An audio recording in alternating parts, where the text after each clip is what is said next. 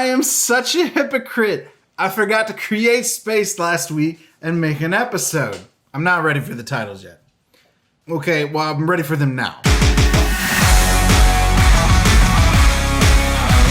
So 2 weeks ago, I promised that we talk a little bit about inspiration. And so I wanted to share the best creative exercise that I've ever gone through. And I've done it multiple times. But what you're going to need is you're going to need your phone and you're going to need to take it out and set an alarm for 3 times a day, at least 5 days a week, and do this for at least 3 weeks. And so those alarms need to go off 3 times, one morning, one afternoon, and one evening. Whenever that alarm goes off, you need to take a second, stop, look at the world around you, and find something that inspires you, and then catalog it. Take a picture, do a sound recording, right? Write a quote down of something somebody said around you, or save an internet link. We have access to so much inspiration. And the process usually goes like this. The first few times, it goes great, it's easy. You take a picture of the clouds that are interesting that day or the pretty flower in your yard. But about the 5th time it goes off and you're on your couch again, you start to dread it a little bit and you start to have a harder time looking around you. Push through. Because inevitably what happens is you start taking a closer look at things. You start taking a slower look at things too. You might find that the fabric on your chair has this really interesting weave pattern to it. Or the peeling paint on your fence, right? It has a strange beauty to it.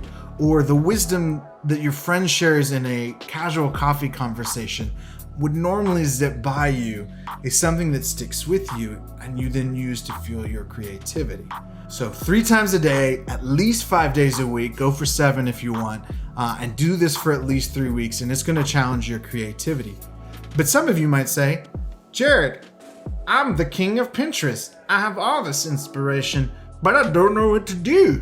Well, friend, here's a process that I like to use to start a project and to tackle it and to kind of start to narrow that inspiration. And it's an acronym that spells GEL, right? The first step is to gather, right? Get all of that beautiful inspiration, do that creative exercise, gather it together. Don't worry about what's the best or what fits right now. Find what inspires you and get it all into one place.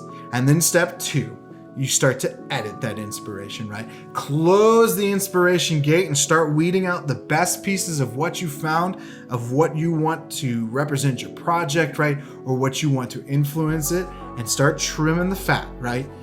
Don't fall into the temptation of going back into the inspiration world just yet. Don't gather anymore. Keep editing. And then you get to the 3rd step, which is land, which is picking the final idea that you want to do before you've put a ton of energy in to creating a final product. You land that idea of what you want the final product to be.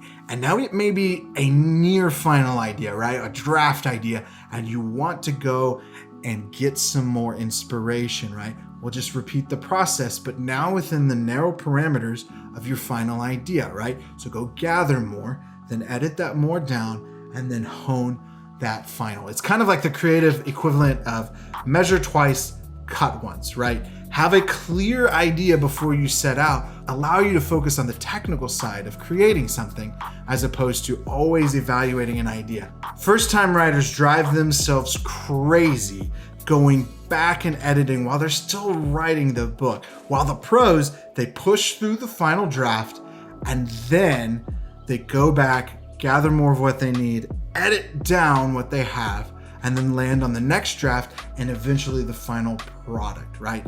Take that creative inspiration challenge, because what it not only gives you is an inspiration catalog, teaches you to look for inspiration, it actually trains your brain to be more observant of the world around you. And then take it, gather, edit, land, get it down. And personally, that's kind of actually where I am on even this Create Space project. I'm kind of running low on the ideas and the lessons, and I need to kind of go back to that gather stage of inspiration.